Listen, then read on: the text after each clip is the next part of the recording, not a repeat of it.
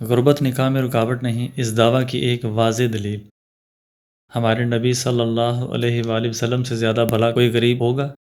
سید الانبیاء صلی اللہ علیہ وآلہ وسلم کو گھر میں ازواج کو 2 وقت کھلانے کے لیے مناسب خوراک تو کیا میسر ہوتی، بلکہ صحیح احادیث کے مطابق غربت کے باعث گھر میں 40 دن چولہا جلنے کی نوبت بھی نہ آتی تھی۔ چنانچہ اس غیر معمولی غربت اور فکر و فاقہ کے باعث امہات المومنین کو جب ایک مرتبہ شکایت ہوئی تو آپ صلی اللہ علیہ وآلہ وسلم سے مال غنیمت سے کچھ حصہ طلب فرمایا، تو اللہ تعالیٰ کے نبی صلی اللہ علیہ وآلہ وسلم نے اپنی ازواج سے فرمایا کہ اگر تم اس فکر و فاقہ میں میرے ساتھ گزارا کرنے پر راضی نہیں تو آؤ میں تمہیں کچھ سامان وغیرہ دے کر عمدہ طریقے سے رخصت کر دوں، سورہ حجاب، تاکہ تم اپنی مرضی سے کسی ایسی جگہ نکاح کر سکو جہاں ایسی غربت کا شکار نہ ہونا پڑے۔ مگر اس کے بعد کیا ہوگا؟ کیا آپ صلی اللہ علیہ وآلہ وسلم اپنی ازواج کو طلاق دے کر بقیہ زندگی بغیر نکاح کے گزار دیں گے؟ ہرگز نہیں۔ چنانچہ ایک دوسری آیت میں اللہ تعالیٰ امہات المومنین کو خطاب کرتے ہوئے فرماتے ہیں، سورہ تحریم کی آیت، یعنی اگر آپ صلی اللہ علیہ وآلہ وسلم تمہیں طلاق دے دیں تو اللہ تعالیٰ پھر آپ صلی اللہ علیہ وآلہ وسلم کا نکاح ایسی عورتوں سے کروا دیں گے جو تم سے بہتر ہوں گی۔ ان دونوں آیات میں اس بات کی واضح تصریح ہے کہ غریب شخص کو ایک یا متعدد شادیوں کے لیے لڑکی کے انتخاب میں لڑکی کا معیار بدل دینا چاہیے، اور غریب سے غریب لڑکی تلاش کرنی چاہیے، یا ایسی لڑکی تلاش کرنی چاہیے جو اگرچہ غریب تو نہ ہو مگر مالدار ہونے کے باوجود کسی مصلحت کی خاطر اس غریب مرد کے ساتھ رہنے پر آمادہ ہو جائے۔ یہ ہرگز درست نہیں کہ غربت کے خوف سے یہ غریب نکاح ہی سے کنارہ کشی کر لے۔ چنانچہ غربت کے خوف سے بجائے خود ایک یا متعدد شادیوں والے عمل ہی سے باز رہنا آپ صلی اللہ علیہ وآلہ وسلم اور صحابہ کرام رضوان اللہ علیہم اجمعین کا طریقہ نہیں۔ غریب کو لڑکی دے گا کون؟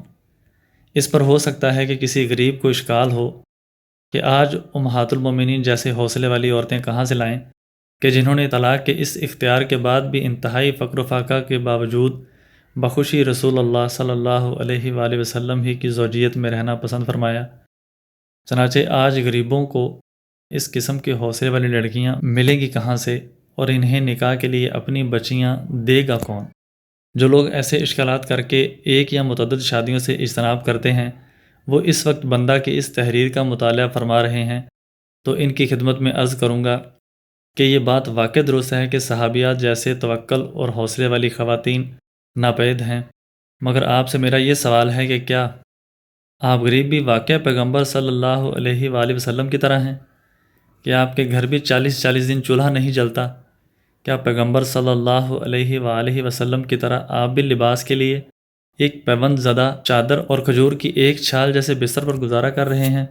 آپ کو شریعت معاذ اللہ امہات المومنین جیسا توکل و حوصلے والی خواتین کی تلاش کا مکلف نہیں بنا رہی، بلکہ شریعت کا آپ سے مطالبہ ہے کہ آپ خود جس قسم کے غریب ہیں ایک یا متعدد نکاح بھی اس قسم کے غریبوں سے کریں، بلکہ خود سے بھی زیادہ قسم کے غریبوں سے کریں، تاکہ نان و نفقے کی صورت میں واجب ہونے والا حق اپنی حیثیت کے مطابق بآسانی ادا ہو سکے۔ الغرض رشتے کے حصول میں لڑکی سے متعلق معیار کم کرنے پر راضی نہ ہونا اور معیار اونچا رکھتے ہوئے اپنی غربت کی بنیاد پر ایک یا متعدد نکاحوں سے اجتناب کرنا ہرگز پیغمبر صلی اللہ علیہ وآلہ وسلم اور صحابہ کا طریقہ نہیں ہے۔ اور حقیقت یہ ہے کہ اس زمانہ میں غربت ختم ہوتی جا رہی ہے۔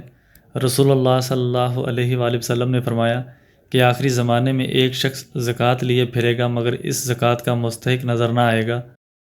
نیز فرمایا کہ قیامت کی علامت میں سے ہے کہ وہ لوگ جو ننگے پاؤں، ننگے بدن، محتاج اور لوگوں کے سامنے ہاتھ پھیلا کر بھیک مانگا کرتے تھے، تو ایسے فقیر و مسکین بھی مالی وسعت کے باعث بلند و بالا گھر اور عمارتیں بنا کر ایک دوسرے پر فخر کرنے لگیں گے۔ آج دنیا کی محبت و ہوس کے باعث غربت کا معیار بدل گیا ہے۔ وہ لوگ جن کا ناشتہ مکھن انڈوں کے بغیر نہیں ہوتا، تو ایسے لوگ بھی خود کو غریب خیال کرتے ہیں۔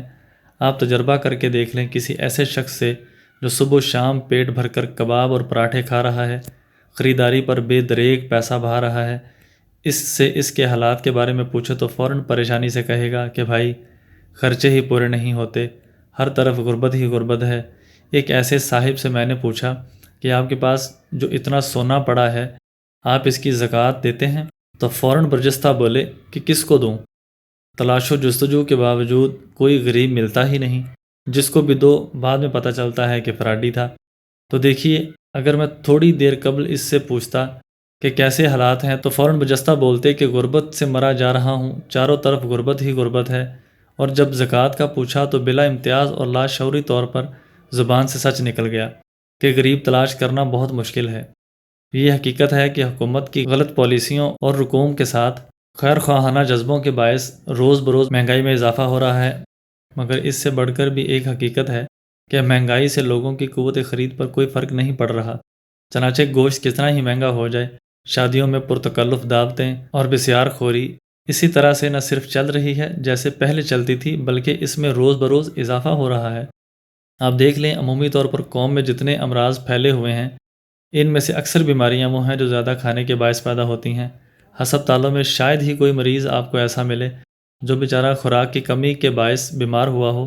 خریداری کا یہی حال ہے، لباس پوشاک پر بے تحاشا اور صرف فخر و نمود کی خاطر بے جا مال اڑایا جا رہا ہے۔ بیگمات کو ہر تقریب پر نیا جوڑا خرید کر دینا نان و نفقے جیسے حقوق واجبہ بلکہ فرائض منصبیہ کی فہرست میں داخل سمجھا جانے لگا ہے۔ شاپنگ سینٹروں کی رونق قوم کے مالدار ہونے کی واضح دلیل ہے۔ ایک مرتبہ کسی دوست کے ساتھ کسی ضروری کام سے کراچی کی مشہور مارکیٹ حیدری کی طرف جانا ہوا۔ عید کی رات تھی، خریداری کا عجیب منظر تھا۔ طرح طرح کے ملبوسات دکانوں پر لٹکے ہوئے تھے جن کی قیمتیں آسمان سے باتیں کر رہی تھیں۔ خریدار حضرات جو صرف ایک دن کی خاطر اپنی بیگمات کو لیے انہیں شاپنگ کراتے پھر رہے تھے، ان کا رش قابل دید تھا۔ میں نے اپنے ساتھی سے کہا کہ اس قوم کو دیکھو، ہیں یہ بیچارے غریب لوگ، ایسے حال ہوتے ہیں غریبوں کے۔ یہ وہ قوم ہے جب اس سے شادی کی بات کرو تو ایسے رونا پیٹنا شروع کر دیتے ہیں جیسے برسوں سے قحط پڑا ہوا ہو۔ اللہ کی قسم، اگر قوم کے پاس فالتو اور ضرورتوں سے کئی گنا زائد پیسہ نہ ہوتا تو سال میں متعدد بار پیش آنے والی خوشی کے اس موقع پر بار بار ان کی تجوریوں کے منہ یوں نہ کھلتے۔ ہماری اس تحریر کا مطلب نہیں کہ غریب دنیا سے ختم ہو گئے ہیں، بتانا یہ مقصود ہے کہ جو لوگ عموماً صبح و شام غربت کا ڈنڈورا پیٹتے پھرتے ہیں تو وہ صرف دنیا کی دوڑ اور ہوس میں ایسا کرتے ہیں اور اپنے سے زیادہ مالداروں کے لحاظ سے خود کو غریب سمجھ رہے ہوتے ہیں۔ چنانچہ قوم نے پیسے کی دوڑ میں آج غربت کا معیار ہی بدل دیا ہے۔ پہلے غریب اس کو کہا جاتا تھا جس بیچارے کے پاس سر چھپانے کو چھپر کی چھت بھی میسر نہ ہو، اور آج وہ شخص خود کو غریب سمجھتا ہے جو ڈیفنس میں 1000 گز کا بنگلہ خریدنے کی وسعت نہ رکھنے کے باعث شدید احساس کمتری میں دبلا ہوا جا رہا ہے۔ اور یہ دوڑ اور یہ ہوس اسی شے کی ہے کہ اس بنا پر خود کو غریب سمجھنے والے مرض کا کوئی علاج نہیں، اور رسول اللہ صلی اللہ علیہ وآلہ وسلم کی حدیث صحیح کے مطابق اس مرض کا علاج صرف اور صرف قبر کی مٹی ہے۔